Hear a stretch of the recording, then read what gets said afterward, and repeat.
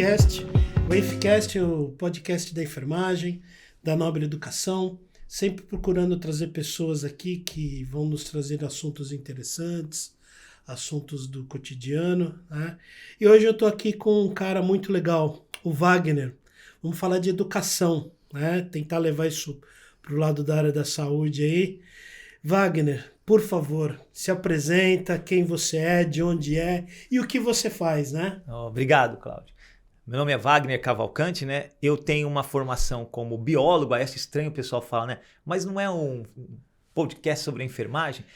É que você trouxe um biólogo aqui. Que ser um biólogo, né? É porque quando eu resolvi fazer biologia, eu já resolvi fazer voltado para a área humana, ou seja, eu queria ser um biólogo que pesquisasse ou trabalhasse com algum conhecimento humano. Então, fui nessa área, estudei na Unesp, na Universidade Estadual Paulista, e lá, desde o começo, eu me interessei por fazer pesquisa com modificações teciduais, parte de oncologia, desenvolvimento humano, que foi a minha área de pesquisa na graduação. Fiz um mestrado lá em Biologia Celular e Molecular, e fui para a USP para fazer a parte de doutoramento em bioquímica, que todo mundo da área da saúde teme, mas era que a bioquímica com viés de novo voltado para alguma disfunção humana, alguma falha. Eu quase fiz PhD em bioquímica na faculdade, de tanto que eu fui mal. Quando eu chego para consulta, às vezes, quando eu dou aula também no curso de medicina, aí tem alunos lá médicos que foram meus alunos, eles falam, nossa senhora, entrou professor de bioquímica. Eu falo, não se assusta não. Não se assusta não. Não vai ter prova, não vai ter nada não. E aí eu fiz todo esse trajeto. E durante a parte do doutoramento, eu fui convidado para uma universidade de São Paulo para ministrar aulas para o curso de enfermagem. E foi aí que eu entrei. Aí que você foi inserido na área da enfermagem. Foi, aí que o bichinho lá da enfermagem me mordeu lá e eu comecei a entrar na área da saúde. O primeiro curso, não foi medicina que eu dei aula, o primeiro curso foi enfermagem. Tá. E na época, Cláudio, você deve lembrar que era chamado de enfermagem obstetrícia. Foi. Isso. Era antiga, era integral ainda. Que ano que foi isso? Isso foi em 98 para 99. Eu me formei em 92, era isso mesmo, enfermagem obstetrícia, né? Exatamente. E era integral um curso. Integral. Integral. Eu fiz PUC de Campinas. A gente tinha aula de segunda a sábado no primeiro semestre. Isso mesmo. E aula o dia inteiro. A carga horária era enorme. E eu entrei, obviamente, para dar o quê? Bioquímica e biologia celular e molecular. Ou seja, eu pegava os alunos iniciando para tentar entender o corpo humano e depois pegava aquelas vias que eles falam diabólicas e ia trabalhando com eles esse conceito. Então foi aí que eu entrei na área da enfermagem. Até hoje estou ainda trabalhando, né, na área da enfermagem, assim como professor do curso de enfermagem, tanto de graduação quanto de pós-graduação, mas também acabei migrando para outros cursos da área da saúde e hoje divido o meu tempo mais na pós-graduação, no curso de enfermagem e no curso de medicina. Certo. Como professor desses cursos, porque a gente acaba percebendo, né, já adiantando, que são cursos muito próximos, né, na verdade. Sim. Medicina e enfermagem, o estilo de aula que você dá, o conteúdo que você tem que abordar é muito generalista, né? Ou seja, é genérico demais, ou seja, você tem que abordar tudo praticamente daquele assunto, tem que esgotar aquele assunto. Não que nos outros cursos você não tenha essa propriedade. Exatamente. A mesma coisa com a fisioterapia. Você tem que aproximar muito os assuntos. Eles mesmo. Serão profissionais diferentes lá no campo de atuação. Isso. Mas o conhecimento tem que ser basicamente... né? Vamos fazer um paralelo. Você pega, por exemplo, um aluno de odontologia. Legal, ele vai ter anatomia humana completa, ele vai falar de bioquímica. Só que a gente sabe que o foco é em determinado sistema humano, né? A parte do digestório lá, da boca, até mais um pouco do digestório, beleza. Mas quando você pega o enfermeiro, o cara pode ser oncologista, ou pode trabalhar com a parte de pediatria, pode trabalhar com a parte de GO. Quer dizer, você não sabe onde esse cara vai atuar. Pode ir para uma terapia intensiva, que é generalizado. Você não sabe. Então, quer dizer, esse profissional, médico e enfermeiro, eles são aqueles que mais assim são cobrados na graduação. Em termos de conteúdo, que são mais exigidos em termos de conteúdo. Tá. Uma coisa que a gente tem visto, acabamos de falar aqui, né? Você pegou essa época de 98 e tal, sei lá, 3.500, 4.000 horas de graduação. Isso mesmo. Hoje, quantas horas tem uma graduação de enfermagem? Olha, acho que hoje diminui muito, né? Acho que pela metade, pela metade. Porque o que aconteceu? Os cursos, primeiro, quando você estudou, e eu também estudei, nós tínhamos assim, uma disciplina fisiologia, outra patologia, uma anatomia, outra histologia. Você não tem mais isso praticamente em muitos cursos. Você tem o quê? Fisiologia se fundiu com patologia, virou fisiopatologia. Então já reduziu. Reduziu. O tempo também reduziu. Sim, agora antes Porque eram se eu 4. tinha, vamos supor, 20 de físio, 20 de anátomo, agora eu tenho 20 das duas. Isso, e outro detalhe. Diminuiu ainda mais que eles começaram a trabalhar o quê? Imagine uma disciplina de 4 horas. Eles agora começaram a pensar o seguinte, não, a disciplina não vai ter mais 4 horas. Ela vai ter 3 horas de aula e 1 hora, e fala que é de busca ativa. O aluno que se vire para estudar, para buscar, ele que vai tentar buscar esse conhecimento. Então reduziu ainda mais. Então, quer dizer, aquele conhecimento que você tinha uma amplitude para passar, que você tinha uma paciência para trabalhar com os alunos, você tem que enxugar muito e dar num tempo mais restrito. Entendeu? Mudou muito o tempo de disponibilidade de conhecimento, de interação com o docente, com os colegas. Você sabe que mudou muito. Sim, essa busca ativa eu acho interessante. Sim, é importante. Mas eu ainda fico muito em dúvida se estamos preparados. Estamos não, se os alunos estão preparados para isso. Né? Entendi. Se você pega um grupo ali de 30 alunos, será que os 30 vão fazer essa busca ativa? Vamos pensar o seguinte, vamos pensar na minha expertise com o curso da enfermagem, vamos pensar no aluno da enfermagem, a característica dele. A principal característica, na maioria das vezes, são alunos trabalhadores na área. Já está na área. Já está na área. É auxiliar técnico de enfermagem. Então esse aluno tem uma vida atribulada, ele tem plantão. Né? Ele vem muitas vezes, você sabe disso, de um plantão. Depois que acaba a aula, às vezes ele vai para outro plantão, porque na verdade, normalmente o enfermeiro, eu até brinco com os alunos, o enfermeiro gosta de trabalhar. Porque quando eu falo para o enfermeiro, vocês gostam de trabalhar muito, né? Vocês trabalham em 2, 3 hospitais, vocês devem gostar muito de trabalhar. Ganha muito, né? Ganha bastante. Deve estar rico, né? Aí eu fico olhando aquele aluno, eu falo, quando acaba a aula, ele vai pro plantão, Cláudio. Que hora que ele vai fazer a tal da busca ativa? Essa tal da busca ativa, isso é muito ruim, não. Isso é meio complicado para entender como que isso funciona. Porque a gente percebe que nem todos vão fazer realmente essa busca ativa. Tem muitos que vão ali simplesmente para ter a tua nota. Que tipo de profissional que ele vai sair? Né? E eu falo para eles o seguinte, eu não concordo com alguns sistemas que surgiram nos últimos anos em termos de, como você falou, de aglutinação, de união de disciplina, diminuição de carga horária, saídas de campos de estágio, né? Ou seja, alguns estágios não são mais ministrados, ou quando são em pequena quantidade. Então, eu falo, você acaba tendo esse ônus. Né? Ele vai acabar tendo esse ônus no conhecimento, ou seja, vai sobrar para ele o problema de resolver essa lacuna. Sim, claro. E, como você falou, esse profissional que não buscar resolver essa lacuna, ele pode muito bem ser um profissional, espero que seja, contratado lá num hospital, mas qual vai ser o tipo de trabalho que ele vai desenvolver? A qualidade dele, será que não será comprometida? E pensando, como eu falo, né? Nenhuma profissão pode errar. Isso é um fato. Ninguém pode errar porque é advogado, porque é engenheiro civil. Só que eu fico imaginando, quando um médico e um enfermeiro erram, pensando, o erro é imediato e na maioria das vezes é um erro que você não consegue corrigir. Exatamente. O PBL, né? Eu estudei, não estudei com esse método de PBL. Nós somos tradicionais, método tradicional, né, professor? Exatamente, o tradicional. Eu também não gosto muito do tradicional, em que você coloca um ser superior num pedestal e o que eu estou falando e mostrando para vocês é a verdade. Vocês têm que obedecer aqui. Sim. Não gosto desse Também tipo não. de...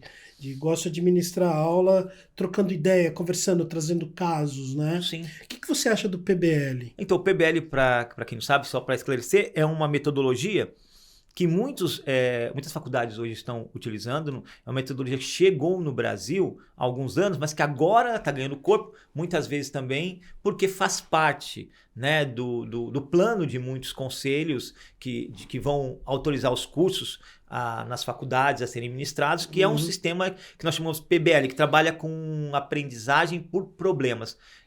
Como assim? Para ficar mais claro para quem não conhece. Para quem já assistiu aquele seriado House, vai? Sim. Não sei se todos assistiram, mas é assim. O aluno, ele trabalha em grupos pequenos de alunos, normalmente 10, 15 alunos com um tutor, que seria o papel do professor.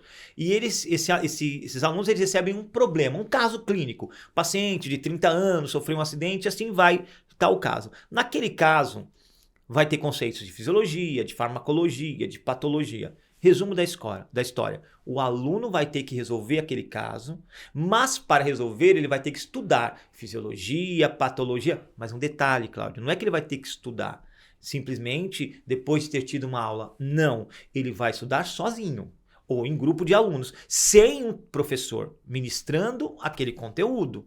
Depois ele vai trazer, marcado daqui 2, 3 dias, ele vai trazer tudo que ele estudou, anotado, e vai tentar fazer as inter-relações com as disciplinas, explicando lá para o tutor. E o tutor vai meio que direcionando. Direciona só isso que a minha dúvida seria que em 4 horas de reunião, será que eu consigo explicar fisiologia, cardiovascular, misturado com patologia cardiovascular e farmacologia, mesmo que eu limite a quantidade de assuntos? Eu não sei se isso é possível e ter um benefício tão grande assim.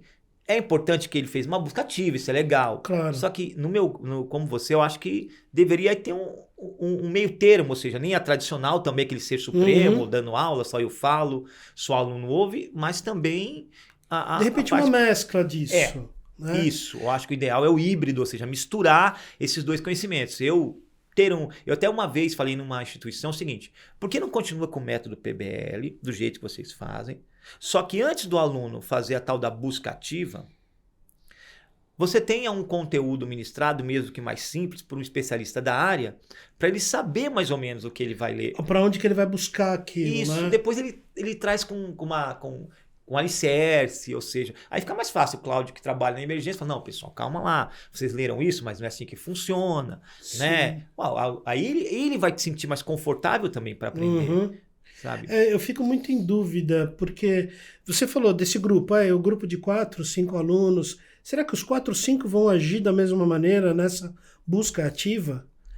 Isso é o problema. Não sei se nós fomos formados para isso. Esse é o detalhe. Ou se estão formando hoje, né? Isso começa em alguns países que tem já isso no ensino médio, né? Ou seja, vem da cultura deles, o aluno dele no ensino médio tem essas metodologias, que são ótimas, são metodologias ativas, onde o aluno tem que ir lá buscar. Legal, mas como você falou, ele tem uma cultura educacional. Ele foi lá, desde o ensino médio, do Fundamental 2, que nós chamamos aqui, foi tendo uma cultura. Então, para ele não é nada diferente, né? Já tem um estabelecido, ele vai chegar numa graduação e beleza, para ele tudo ok. Quer ver uma metodologia ativa que nós todos tivemos e funciona bem, mas funciona do modo híbrido, Cláudio? A anatomia. Lembra dos alfinetezinhos? Sim. O professor dava aula teórica antes. Ele dava aula teórica, depois a gente ia lá para a prática. E você ficava com a metodologia ativa. Exatamente. Ele ficava lá e você vai se procura. Vira. Tem um roteiro, se vira. Aí funcionava. Porque você teve, né? Você não deixou só o aluno, vamos buscar, vamos tentar entender sozinho. Não. Você foi lá, direcionou e falou, agora vocês vão tentar. Eu vou estar ali como tutora, você viu? Como tutor, só direcionando, mas quem vai buscar o conhecimento anatômico é você. Porque a gente tem visto, não só visto, mas conversado com vários profissionais de outros hospitais, com gestores, com enfermeiros e tal.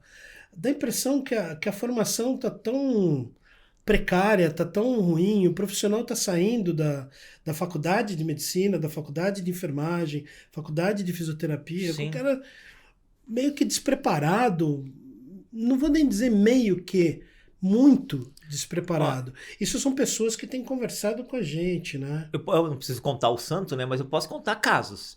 Então, vou contar casos para você. A gente tem um caso real.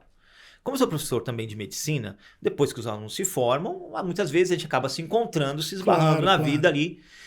E um belo dia, eu estava com meu filho num hospital e acaba encontrando aluno. E o aluno veio lá, meu filho estava passando em consulta, aí a não mais aluna, a médica, né? Veio falar comigo e cumprimentou, prazer, professor, com saudade, sabe o quê? Falei, e aí, tudo bem? Ela falou, tudo bem, professor, tudo bem mais ou menos, que hoje eu passei um apuro danado. Eu falei, mas o que foi? E ela relatou que ela estava no centro cirúrgico, né? Ainda na parte de residência, então continua sendo aluno, aprendendo, mesmo sendo médico, mas estava fazendo a residência dela. E eu confundi algumas coisas anatômicas que não deveria, obviamente, e o médico que estava fazendo a cirurgia mandou, de uma forma bem ríspida, eu sair da sala, que eu estava mais atrapalhando, e mandou eu estudar.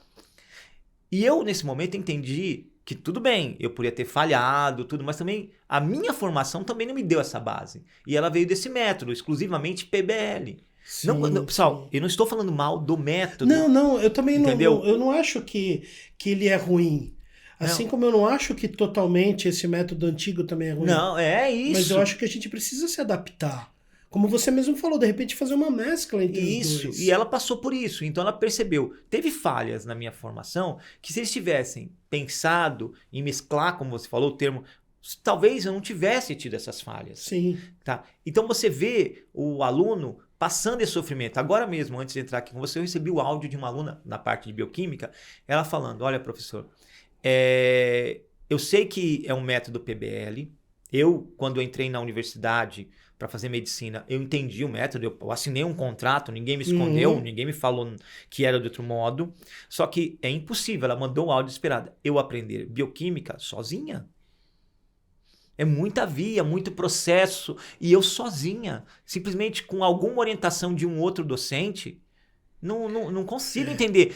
Aí, Cláudio, ela não entende, por exemplo, ó, que se ela não entende bioquímica, aquilo que a gente estava falando, ela não entende uma acidose metabólica. Não vai entender, não vai chegar lá no ponto. Aí chega numa UTI, alguém olha lá, uma acidose metabólica. Ela, coitada, fica envergonhada, que ela não está entendendo, ela fica com medo, sabe? Daquela sensação de que eu sou incompetente, porque eu não entendo isso. Eu acho que tem os dois lados. Tem a instituição que está fornecendo, Isso. Né, a educação.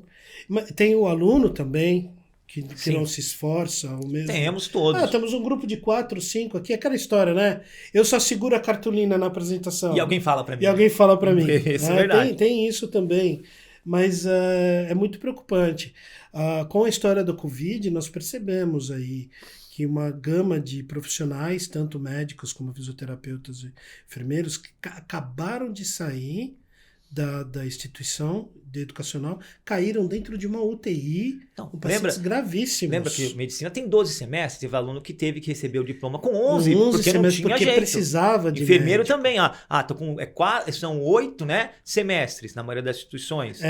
Não, mas são 7, já pode liberar, porque eu preciso de enfermeiro. Preciso dele. Mas ele caiu de uma maneira, e aí que a coisa veio muito à tona mesmo. Olha como que está saindo despreparado da instituição, né? Não sei qual seria a solução, não sei se MEC... os conselhos não podem interferir tanto nisso, né? Não, na verdade, eu acho que parte mais da própria instituição, mas nós sabemos que se você fala de uma instituição particular, nós temos que lembrar que uma instituição particular também visa lucro, né? Exatamente. Ela visa qualidade, porque ela quer ter alunos que pareçam mais no mercado. Mas ela visa lucro, né? Ela visa um lucro. E às vezes a metodologia que ela empregar também pode refletir nisso, ou seja, diminuir custos. Exato. Nós não podemos mentir. Existe um custo e a instituição às vezes não quer bancar esse custo. Por exemplo, quando você começou, né? Você tinha 8 horas de aula de fisiologia. Os caras foram reduzindo. Ou seja, foi cortando. Então o custo diminuiu, só que o conteúdo continuou o mesmo. Aliás, não, aumentou, né? Porque ciência aumenta o conteúdo. Aumenta. Cada ano que passa você tem coisas novas, né? Tecnologias inseridas. Sim, hoje, você não pode parar. Uma coisa, já faz muito tempo isso, já fazem anos, eu acompanhei alguns estágios, né, de formação técnica. E uma coisa que eu fiquei assim, impressionado, eu falei, quem que acompanhou o teu estágio de clínica médica? Uhum. Então, fulano de tal, ele se formou ano passado. Eu falei, peraí, o cara que se formou ano passado, nós estamos no mês de abril, né? São 4 meses que ele se formou, ele já está dando estágio. Já é o preceptor. Já é o preceptor. Mas cadê o professor? E preceptor é experiência, né? A gente fala, tem um apuro ali, quem vai correr? O preceptor. O cara manja daquilo, né? O cara pulsionou 3 veias na vida dele e está dando um estágio de pronto-socorro. Né? É verdade. Então, realmente, as instituições, muitas delas não prezam por esse tipo de profissional. Vou falar uma coisa para vocês, uma história pessoal, né? Dessa vida de entrar na enfermagem, eu conheci minha esposa. Minha esposa, você adivinha o que ela é? É enfermeira. É lógico, né? Tava na enfermagem. Enfermagem. Ela é auxiliar, técnica e enfermeira. Então fez todo... Aí ela uma vez falou para mim, Wagner, graças a Deus eu fiz um curso de técnico de enfermagem. Falei, por quê, Vanessa? Chamou Vanessa. Falei, por quê? Ela falou assim, porque muitas coisas que eu sei da parte prática, assistencial, daquilo que vocês fazem, que eu adoro, é ralar mesmo, pegar o paciente, fazer, foi da técnica.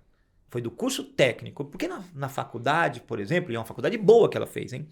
Eu, por exemplo, no estágio de UTI, não teve estágio. A gente fez uma visita na UTI. Exatamente. Eu não sei Eu se é tive assim. estágio. Depois cortaram o estágio de UTI. Então, é uma visita. É. Puncionar, a gente aprendeu a puncionar no boneco e só. Eu não. Quando eu fiz, realmente a gente fez punção com um colega lá, e ia lá no estágio, fazia em campo. Ou seja, eu aprendi isso. Sabe? Eu aprendi a fazer uma punção em criança, em bebezinho. Ou seja, foi todo um treinamento. Na faculdade, ele falou, não tive isso. Exato. E aí vem muitas pessoas falam, eu vou fazer técnico de enfermagem para depois fazer a faculdade de enfermagem. Pô, entra direto para enfermagem. Mas justamente por conta disso, do medo de entrar na enfermagem e sair da enfermagem mal preparado. Então eu vou me preparar primeiro como técnico para depois... Não, já entra direto, né? Mas talvez o medo de se preparar. O medo de se preparar. E uma coisa que eu acho interessante é que a gente tem que mudar um pouco do conceito, na minha opinião, pelo menos, no Brasil. Normalmente as pessoas pensam o seguinte, eu tenho que fazer uma faculdade, eu sou obrigatoriamente... Às vezes não, pessoal, nós precisamos de técnicos também. E técnico de enfermagem é muito importante. Você sabe mais do que eu a importância que um bom técnico de enfermagem tem na linha de frente. Não, sem ele, o hospital não funciona. Né? Porque você lá, às vezes você tem um enfermeiro e 10 técnicos. Exatamente. O enfermeiro está cuidando, mas quem está muitas vezes lá na linha de frente, além do enfermeiro, é o técnico. Então nós precisamos de boa formação também de técnico. Nós precisamos manter esse curso. Esse curso é necessário. Claro. Agora, uma coisa que tem nos preocupado muito é o EAD. Né? O EAD, na minha visão, ele é excelente. Tá? Existem EADs maravilhosos, conteúdo muito bom. Mas eu tenho algumas vezes dado aula, né, por EAD. Eu vejo que não são todos os alunos ali que estão preparados para ter um curso em EAD.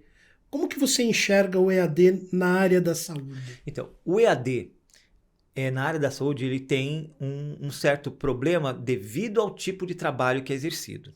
Certo? Não que o EAD seja ruim, isso que eu falo, mas tem determinados momentos que você não pode trabalhar em EAD. Ou seja, se você pensar como muitos fizeram, até já teve autorização, né, de curso de enfermagem, de farmácia em EAD, depois teve cassação, teve aquele rolo que você sabe do diploma. Por quê? Porque você imagina um profissional da enfermagem, e não vai, eu espero que nunca aconteça isso, ser formado 100% em AD. Como é que você... Não dá para você imaginar algo desse tipo. Né? Ou seja, é um profissional que trabalha com parte prática, assistencial, vida ali. Não dá para ele ter muitos conceitos em AD. Ele precisa ter a vivência do trabalho de campo.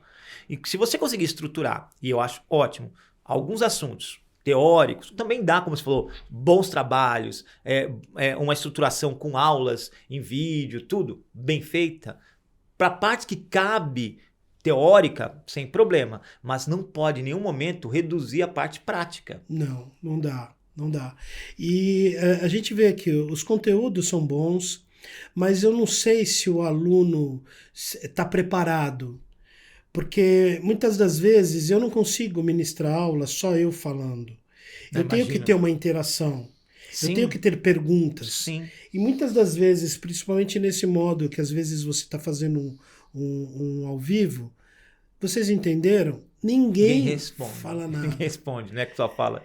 E alguns momentos você percebe que ele ligou o celular para dizer, olha, eu estou assistindo a tua aula, eu tô presente, isso. Mas o celular está no bolso. Né? Então eu não sei se o profissional está preparado totalmente. É cultura, né? É cultural. É cultural. Você pega isso, eu tenho 4 filhos, para quem não sabe, eu tenho 4 filhos, né? Tenho 4 filhos. E eles pegaram a pandemia lá no ensino médio, tudo. E eu vi isso nos meus próprios filhos às vezes, olha, eles vão ficar nervosos aí. O que acontece? Sentava ali, ligava o celular, ligava o notebook e desligava a câmera. automaticamente o que eu via? Eu tava dormindo, sei o quê. Aí quando o professor chamava, João, Guilherme, Opa, presente, aí ligava a câmera e aparecia. Mas não tava prestando atenção. E assim, vamos pensar, Cláudio.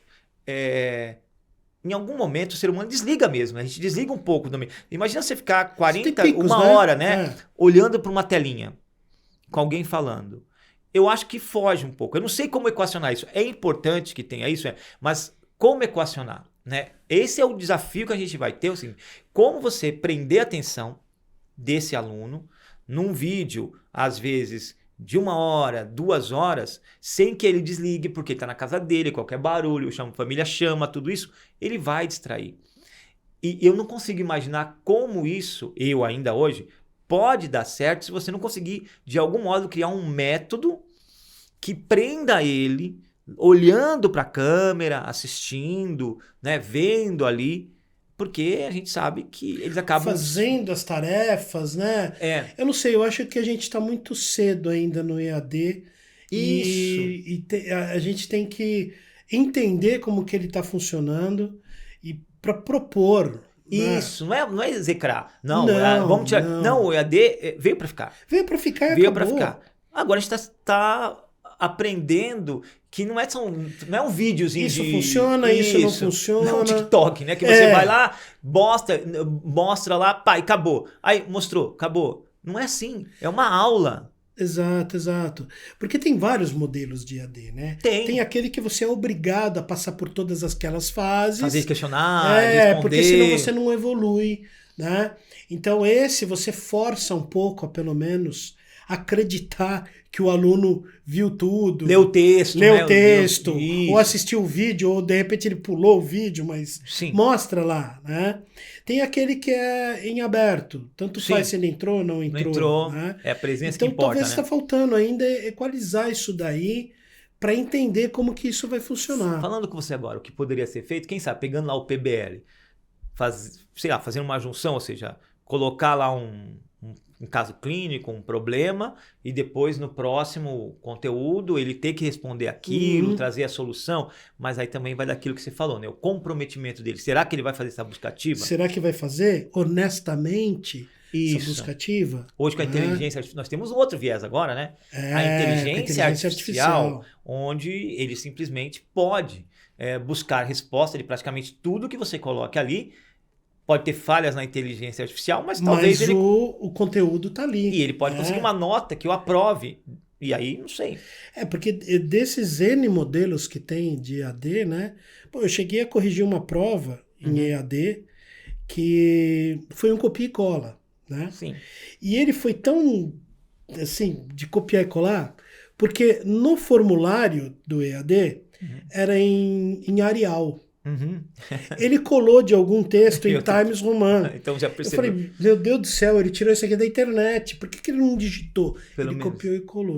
Né? Então, até onde vai? Eu acho que o EAD veio para ficar. Veio. É excelente. Sim. Mas tem que ter uma mescla entre, dependendo do assunto, teoria e prática.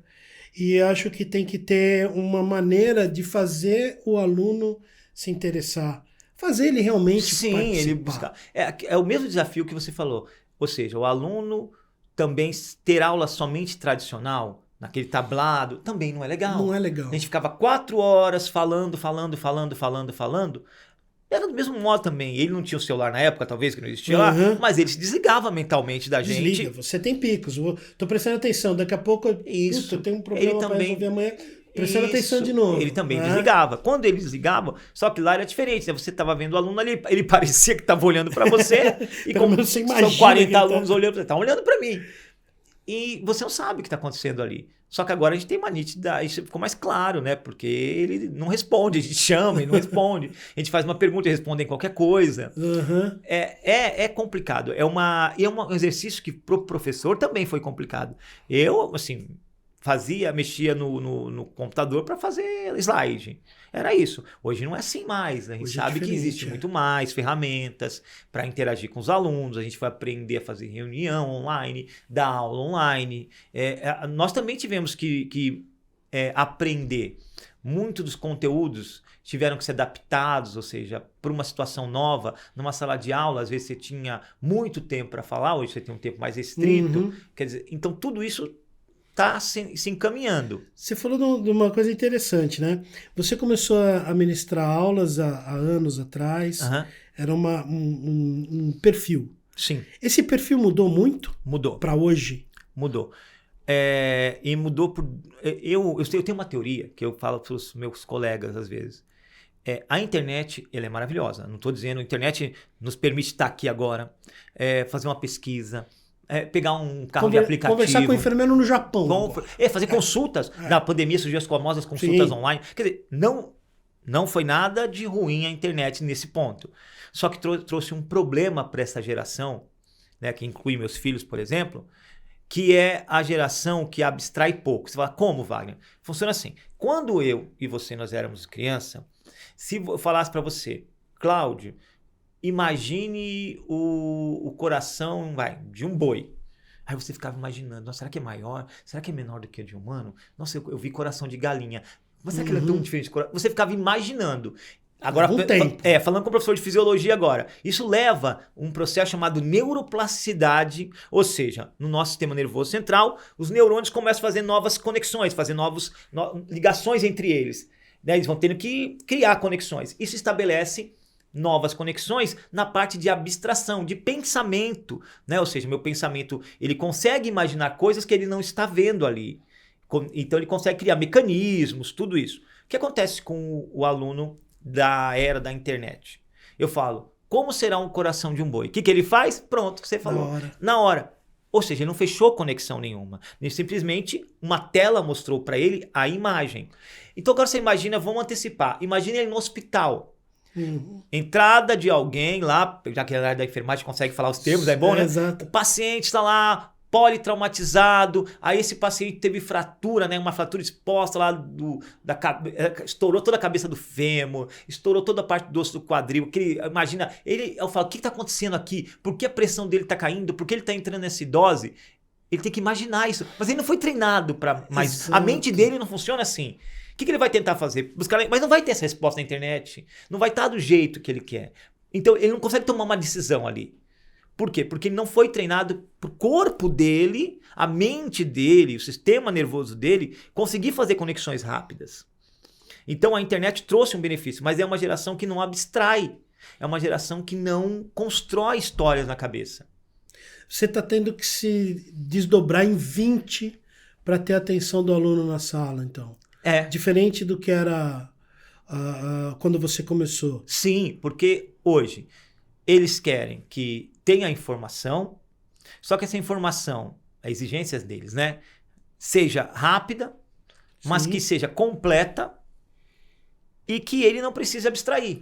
Meio preguiça, pode ser. Gera uma preguiça mental, gera uma preguiça mental. Gera. Não é culpa deles, é que acaba favorecendo isso. Né? Vamos pensar, vamos tirar essa tecnologia da internet, vamos pensar em outra tecnologia. Na nossa época, a gente tinha que levantar para mudar o canal da TV. Eles não sabem disso, né? Exatamente. Seja, você perdia a barriga só de levantar. Isso, era uma atividade física. Era atividade física. Pô, tem que ir lá mudar, tem que ir lá... Hoje não. Aí surgiu o controle remoto. Ou seja, você foi perdendo algumas funcionalidades porque você deixou de ser obrigado a usar aquilo que a natureza te deu. Uhum. É isso que está acontecendo com algumas conexões neurais, ou seja, você não está forçando o uso. Então, como você pode, né, ter um aluno que abstrai, que seja aquele proativo lá numa sala de emergência, que é a sua área, né, um enfermeiro recém-formado, como que ele pode, se ele mesmo teve um treinamento, ele recebeu tudo pronto? Exatamente. Eu percebi isso da minha época, de quando eu me formei, 5, 6, 8 anos depois. E aí, gradativamente, a gente vem percebendo que realmente falta um pouco mais de... Não sei se é de interesse em aprendizado, que é mais mastigada a coisa, né?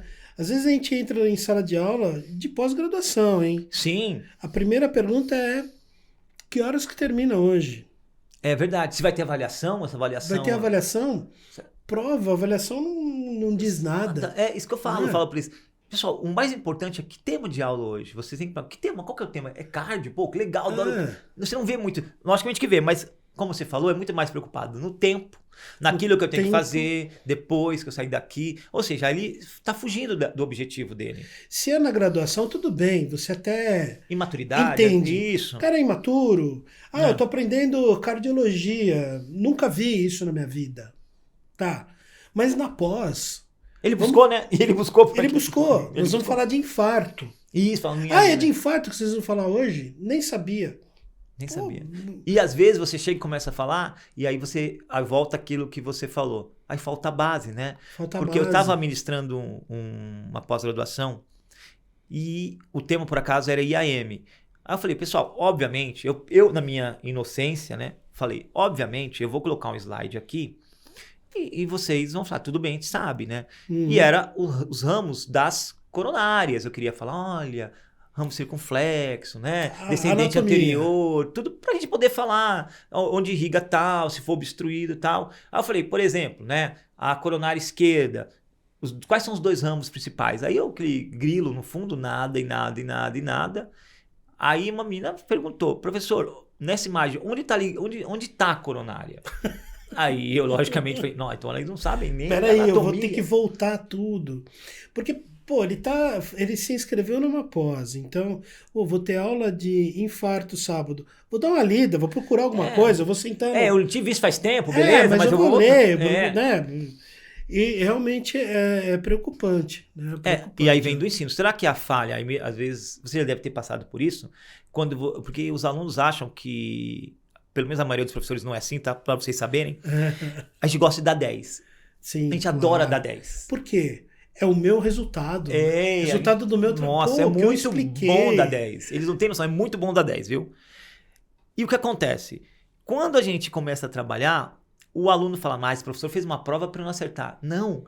Normalmente os professores fazem uma avaliação querendo que você tire dali aquele conhecimento porque ele é necessário. Tá? Não é para punir ninguém. E você não está fazendo uma pergunta que ele nunca vai usar na vida dele. Isso. Você não está colocando a equação de segundo grau. Isso. Os alunos falam, professor, será que tudo que vocês ministram nós vamos utilizar? Não estou dizendo isso. Nós sabemos. Por isso que na prova, se um professor é sensato, a gente não coloca coisa que a gente sabe que dificilmente será utilizado. Não que não seja útil, mas naquele momento a gente tem um pouco tempo, a gente vai pegar o filé mignon lá e falar, é isso que você tem que saber. Se você souber isso, você vai se dar bem numa UTI, você vai se dar bem numa sala de emergência, num centro cirúrgico, você tem que saber isso. Ele tem que saber relacionar, né? Sim. Achei muito interessante, antes de a gente começar, você conversando sobre o método que você utiliza, né? De dar um caso e usar ali onde está a anatomia, a fisiopatologia, a bioquímica envolvida em um choque cardiogênico. Isso. Né? Eu falo para eles, olha, você chega na faculdade muitas vezes, isso é para todos os cursos da saúde, viu? Ele quer a parte clínica, ele quer nós falamos a fase clínica do curso dele, né? O ciclo clínico. Ele não quer o ciclo básico. Ele quer o ciclo clínico. Pera, onde que vai ter aula de UTI? Quando que vai ter aula de emergência com o Cláudio? Exato. Aí eu falo, mas espera aí, pessoal. Se você não tiver a sua bioquímica, a sua patologia, a sua fisiologia, assim vai, o Cláudio não vai conseguir tirar o melhor de você. Porque, na verdade, o que ele está trabalhando é isso. É isso que ele está trabalhando. Então, o que eu faço com os alunos? Eu falo para eles o seguinte, nós vamos estudar, por exemplo, como se falou, choque cardiogênico. Tá, primeiro, ou seja, você tem noção do que é um choque? Dependente de qual choque seja. Eles falam, não. Eu falo, então, você tem que entender um pouco de fisiologia básica. O que seja perfusão, chegada de oxigênio no tecido, tudo. Porque conforme você vai entendendo o conceito, ou seja, chega menos oxigênio no tecido por algum motivo, né? Tem uma alteração hemodinâmica, chega menos oxigênio. Chegou menos oxigênio, e daí? Aí você vai para bioquímica. Fala, nossa, não, Não tem nada a ver bioquímica. Não tem a ver. Lógico, chega menos oxigênio, o metabolismo se torna anaeróbio. Exato. Não vai ter aquelas coisas que você odeia, ciclo de Krebs, não vai ter. Não precisamos falar disso agora. Isso, vai ter ácido lático. Então eu tenho que puxar eles. Por isso que o médico pede uma gasometria. Olha lá, você percebeu? Aí eu tentando mostrar para ele que tudo aquilo que ele está usando no hospital vem, na verdade, do ciclo básico. Sim, eu acredito muito em casos clínicos. Eu gosto muito de dar caso clínico para ensinar, para falar sobre as coisas. Por exemplo, vai falar sobre eletro. Então dá um caso Isso. clínico, o cara começa a imaginar. Tem muitos que nunca viram isso. Nunca viram. Outra coisa que você falou interessante. Pegar ferramentas que eles vão usar, né? É. Assim, um eletro. Vocês vão ver muito eletro, pessoal. Muito. E eu sei que às vezes é chato, é desesperador, né? Você tá lá numa sala, né, com um médico e às vezes ele olha o eletro, o que você acha disso? E você não sabe. Eu falo, você tem que saber algumas coisas. Eu acho que tem que colocar isso na cabeça dos enfermeiros, que é como você falou, a formação tem que ser igual para todos. Médico, enfermeiro, isso, são mesma doutores coisa. mesmo nível. Lá na frente, cada um vai ter a sua função, mas ele tem que saber discutir de igual para igual. É o que eu falo. Né? Quando eu comecei a dar aula na enfermagem, eu via muito isso. Mas tem alguns falavam, né? Tem médico que não respeita a gente, ou tem médico. Eu falo, pessoal, essa pessoa que não respeita você, ele está errado. Por quê? Porque ele vem de uma cultura, muitas vezes, que ele sabe mais do que qualquer um que está naquele ambiente. E não é verdade. Falaram para ele isso e ele acreditou. A formação dele é a mesma que a sua. Como você vai se deparar com médicos que vão falar, vai pedir ajuda sua? Porque ele respeita o profissional que você é. Porque você, igual ele, é um profissional do mesmo nível, um profissional, você fez um bacharelado, você fez uma faculdade, você concluiu um curso de saúde com a mesma intensidade que ele, só que você está trabalhando numa área correlacionada a ele, cada um na sua função. É só isso. Exato. E você tem que saber o porquê que ele está prescrevendo um vasopressor. Você acha que médico onde não erra? Esse vasopressor vai agir naquele doente específico? Porque médico erra, enfermeiro erra, biólogo erra. Se você é um bom enfermeiro, imagina, um médico erra na sua frente, você, opa, doutor, peraí, essa prescrição não vai dar problema. Com o doente. Se o cara for um bom médico, ele vai te agradecer. Exatamente. Que bom. E ele vai confiar cada vez mais naquele profissional que está do lado dele. Isso é um trabalho multiprofissional, né? Não é? Você deve ter passado por isso, né? Sim, o médico erra, você chega e fala, doutor, não vai dar. Não vou fazer essa medicação porque não condiz com esse paciente aqui. Pronto. O cara fala, não sabia, obrigado. E esse é um profissional da saúde. Exato. Saber que a sua formação é tão importante quanto, e você não é empregado, você é um enfermeiro, existe médico, existe enfermeiro, fisioterapeuta, nutricionista, cada um no seu papel. Exatamente. É só você imaginar, imagina que eu faço uma greve, né? Falando em greve, hein? Uma greve no hospital onde tire todos os enfermeiros, técnicos de enfermagem, auxiliares de enfermagem. O hospital para, pessoal. Na hora. O hospital para na hora. Claro. E o que você enxerga de futuro aí, tendo todas essas desafios como o EAD, PBL? O que você enxerga e o que você desejaria? O que eu enxergo assim, se nós não nos atentarmos e ficarmos com esse monte de metodologias sem traçar um objetivo onde nós queremos chegar, isso vai continuar gerando esses problemas que você falou, ou seja, um profissional muitas vezes não tão bem formado, com deficiências, que geram um problema, né, no ambiente que ele estiver trabalhando, para o paciente, e assim vai.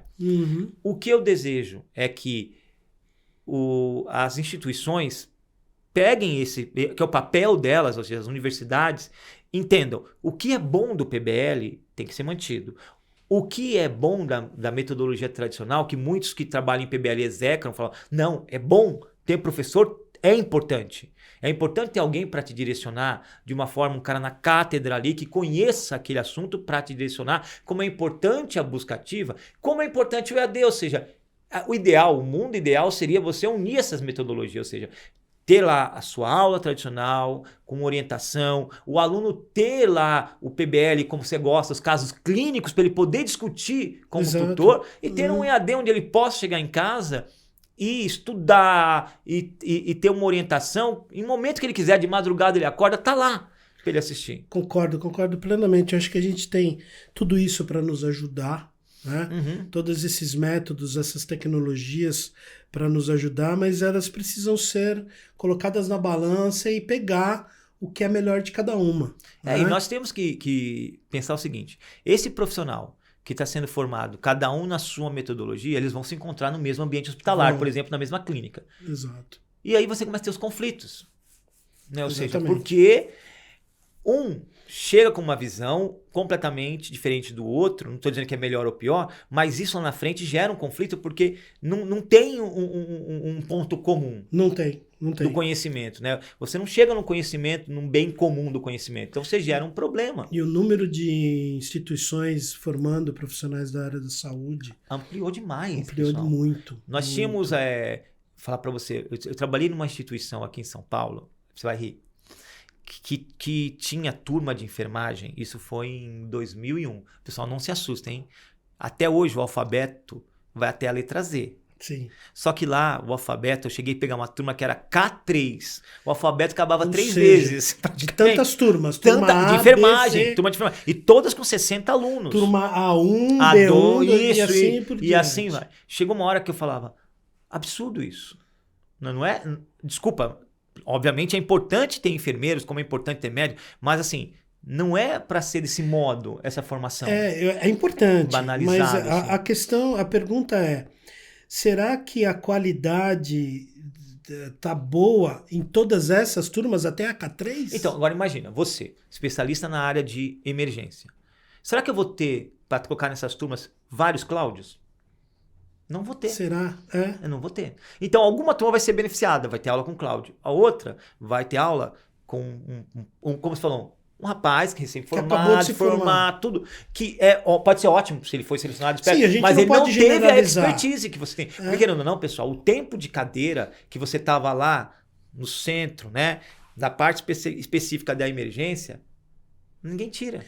Não dá, eu não gosto de generalizar, mas eu gosto de trabalhar com probabilidade. A probabilidade Pronto. vai ser Matemática. muito maior. Ninguém discute matemática, é isso, né? Vai Vamos ser lá. muito maior de ter um docente recém-formado que não é bom do que ter um docente recém-formado bom. Né? Isso você preocupa muito. teve lá. Você falhou, você acertou, você passou para o hospital A, B, então você traz uma bagagem muito maior. Sim. Então, quando você chega na sala de aula, o aluno vai estar com um livro lá, né, de ATLS, por exemplo. Uhum. Professor, tá dizendo aqui isso. Sabe que nem tudo que está no livro é o que ocorre. Você fala, isso aí é 1%, 99% que vai acontecer é isso. Ah, mas no livro não está dizendo. Mas o livro não vai dizer tudo. Agora, a minha prática, que está lá, que vejo entrando tantos pacientes assim, ou eu tenho que dar assistência a X, Y, Z, é isso que ocorre, você tem que lembrar disso. É isso. É uma coisa que às vezes a gente vê muito acontecer, né? Você citou agora do ATLS, que está no livro e tal, né? São os protocolos, né? Então, Sim. olha, foi discutido, saiu o protocolo internacional de atendimento à parada cardiorrespiratória. Sim. E no protocolo está dizendo que usar isto é bom. Peraí um pouquinho, vamos ver se é para todos os doentes.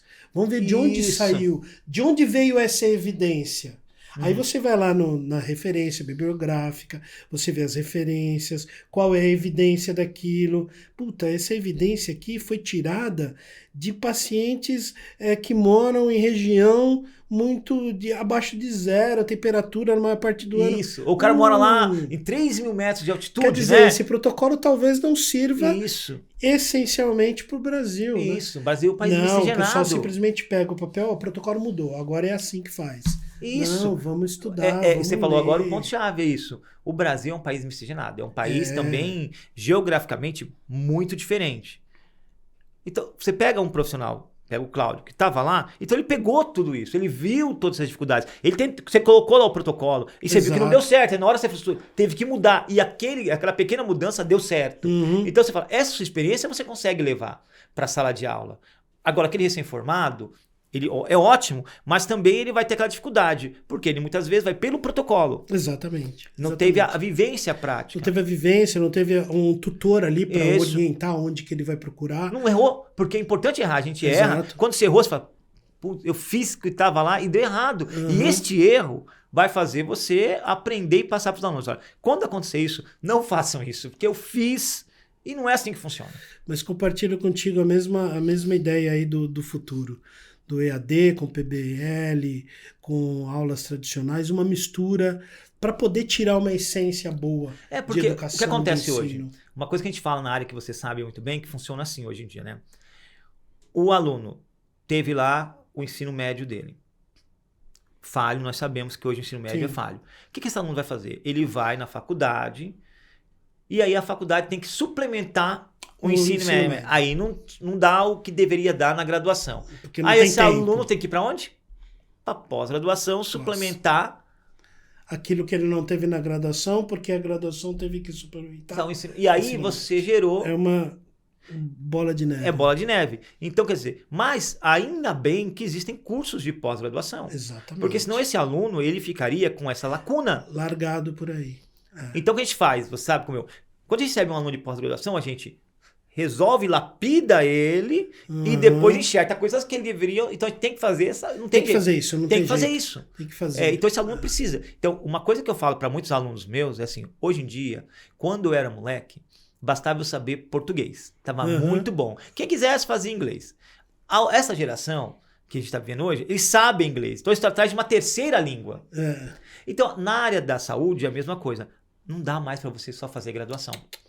Tem que se aprimorar, tem que ir atrás de uma pós-graduação, tem que ir atrás de cursos relacionados com a tua área. Sim, curso que você falou, né? Eu quero um curso específico de ATLS, eu preciso fazer. Precisa, se você vai estar na emergência, como você não vai? Você vai ter que fazer. Vai ter que fazer. Ah, mas a faculdade me deu 2 horas. Pessoal, não é o suficiente. Não é. Você não teve ali, não é que o professor tinha aquele horário para dar, era 2 horas aulas, acabou. O restante você que tem que procurar. Você tem que buscar. E com afinco, né? E não simplesmente ir por ir, ler por ler. E querer o certificado, né? Certificado. Tem certificado? Porque nessa área não dá, né, Cláudio? Quando Não chegar dá, lá na não hora dá. da frente, na linha de frente, o que vai acontecer? Você vai precisar salvar a vida de alguém. Exatamente. E o certificado não O garante certificado isso. não vai estar lá na hora para te ajudar. Pô, legal, Wagner. Porra, muito legal tua presença aqui. Que conversa joia. Se tivesse mais tempo, a gente ia ficar mais tempo Mais aqui tempo, trocando ideia. Pô, fica muito bom. acho que é um assunto bem interessante, principalmente pelo momento que a gente tem passado e está passando ainda. Sim. Acredito eu que é um momento de adaptação do EAD junto com o presencial. Eu acho que veio para ficar, Não, vai veio ficar para ficar. excelente. Vai ficar. Mas tem que ter uma mistura ainda. Né? Tem muitos assuntos que não dá para você tratar somente no EAD. Né? Sim, não tem como. Eu acho que deve-se ter uma preparação para o aluno. Falar, olha, o curso aqui é EAD, você tem que fazer isso. Porque senão não vai adiantar nada. Tem que cobrar isso, né? Tem que cobrar, tem que ter uma maneira de cobrança. Porque muitos né? alunos, de forma errônea, veem o AD como assim, eu vou fazer um EAD porque aí eu recebo. Não, pessoal, não é isso. Não é por aí. E você tem que ter o seu comprometimento. Aí é de cada um, né? Eu tenho que ter o meu comprometimento. Aí é de cada um o seu comprometimento, né? O certificado, não. E, pessoal, não pensem que isso é exclusivo da enfermagem, da fisioterapia, não. Vou contar um caso para você. Como eu também trabalho com PBL ali tradicional, eu estava numa tutoria com alunos da medicina. Né? Como ninguém conhece o aluno aqui, eu falo o primeiro nome dele, e é verdade, eu chamava João o aluno. Aí, no PBL, depois que ele resolve o caso, relaciona com a disciplina, o feedback é dado na hora. É assim, eu falo, Cláudio, pela sua explanação, pelo seu conhecimento, pelo que você trouxe, pelos erros que você cometeu, os acertos, tudo isso, a sua nota hoje é 7. Te dei 7, hein, Cláudio? Ruim? Tá bom, mas passou, né? 7. Beleza. Dá pra passar? Então tá bom. É isso que o aluno falou, você acredita? Dá pra passar. O aluno de medicina chegou para você, matou a charada. Aí eu cheguei pro aluno e falei, então comecei a explanar, ele interrompeu o Cláudio. Falou assim, professor, pode parar de falar. Bem assim, bem grosso. Falei, como assim, João? O que foi? Falei assim, a nota que o senhor vai me dar, eu vou ser aprovado neste módulo? E era um módulo de cardio. Eu falei, de fisiologia cardiovascular. Eu falei, sim. Ele falou, então não quero saber, porque também eu não quero saber o que eu errei, o que eu acertei, porque eu quero, na verdade, é ser médico, só isso. Aí eu falei... O principal é o teu feedback. E assim, ou seja, ele não estava se importando se ele foi bem, se ele entendeu ou não o conteúdo. O importante para ele era avançar e rapidamente tirar o CRM. Sim. O mais importante é o teu feedback. Onde que ele vai procurar aquilo que ele fez olha, errado. você cometeu errado aqui sobre IAM, você falou isso, não é assim que funciona. Não é importante? Deixa eu marcar o nome dele, que se eu pegar ele no socorro, eu não quero passar com ele. Isso. E assim, isso não é um comprometimento. Isso me preocupa bastante. Então, e na mesma tutoria... Comprometimento, né? Sim, na mesma tutoria tinha alunos super preocupados, pedindo para eu indicar mais assuntos, mais artigos, mais livros. Você vê a diferença daquele profissional? Tem. Aí você já imagina o profissional no futuro, né? Onde estará esse indivíduo daqui a tantos anos? Né? Tá fazendo o que e como. Como? Exatamente. E isso você viu que não é exclusividade no curso A do curso B. é do indivíduo. Exato, é do então, indivíduo. você falou uma coisa, o EAD, ele não é culpado de ter alunos mal formados, ou método tradicional, o PBL também. Não. Tem um indivíduo. O indivíduo é o principal. Né? Porque se ele tem todo o material dele, tem EADs maravilhosos, tem material brilhante. Se ele não se interessar, se ele não levantar a mão e perguntar durante uma aula online, se ele não participar das aulas... A gente vê vários relatos, né, de alunos que não tiveram escola... No ensino médio, escolas boas, tudo. E aí o cara foi, que não tinha pai, não tinha mãe, a gente vê isso na televisão quando mostra. Aí o cara foi, pegou livros emprestados e passou em primeiro lugar na medicina da USP, dele, sei lá né? o quê. Então, o comprometimento do indivíduo faz também a formação dele. Uma coisa que eu posso dizer para qualquer aluno que está assistindo a gente, qualquer profissional, é o seu comprometimento com aquilo que você se propõe a fazer. Você quer ser um enfermeiro, como o Cláudio, lá trabalhar na emergência, trabalhar no melhor hospital, você vai conseguir, mesmo que você tenha um comprometimento. Uma hora você vai conseguir chegar. Agora, se você fala, não, eu espero que me convidem porque eu mereço. Não é assim. Não é assim que funciona. Pô, legal, Wagner. Queria agradecer a tua presença aí. Agradeço. Queria que você deixasse uma mensagem final aí para quem está nos assistindo, para os futuros enfermeiros, para quem já é da enfermagem, quem é da saúde. Primeiro eu queria agradecer, né, o convite, tá? E agradecer muito, muito, muito, muito mesmo qualquer profissional da área da saúde, mas principalmente o profissional da enfermagem. Porque sempre que nós chegamos, isso é um fato, eu tenho família, como eu falei, tenho uma esposa que é enfermeira, tenho 4 filhos, sempre que você chega no hospital, quem te atende primeiro, quem te dá o primeiro conforto, quem faz você se acalmar é o profissional da enfermagem. Você pode perceber que a triagem, aquele momento, parece que não, pessoal, mas é muito mais importante qualquer outro momento que você vai passar. Porque aquele primeiro momento que você está assustado, quando a gente chega no hospital, o momento que a gente está mais fragilizado, e nesse momento você ter aquele profissional que te dá a mão, que te fala, olha, seu Wagner, vai ser assim, eu vou fazer isso, vai dar tudo certo. E é aquele que toma também a atitude, se é emergencial, que analisa e sabe se aquilo é uma emergência, uma urgência. Ou seja, esses profissionais, eu posso dizer, são eles que salvam mesmo, né, a vida daquelas pessoas que chegam ali. Então a gente tem que agradecer muito os profissionais da enfermagem, porque não tem como você imaginar qualquer pessoa que já passou por qualquer ambiente da área da saúde não ter tido um profissional da enfermagem acolhendo. Tá? E aí uma coisa que eu sempre falo para os meus alunos é o seguinte, se você tem um conhecimento, qualquer um que seja, não guarde para você.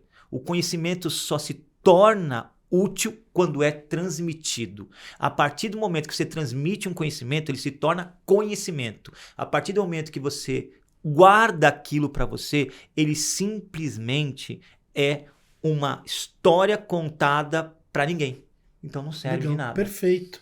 Tá? Perfeito. Passar o conhecimento. Show. Sempre. Porra. Legal. Mais uma vez agradecer, Wagner. E, pessoal, acho que foi brilhante a nossa conversa aí. Gostaríamos de ter mais tempo aí para ficar mais tempo conversando, mas outras oportunidades virão.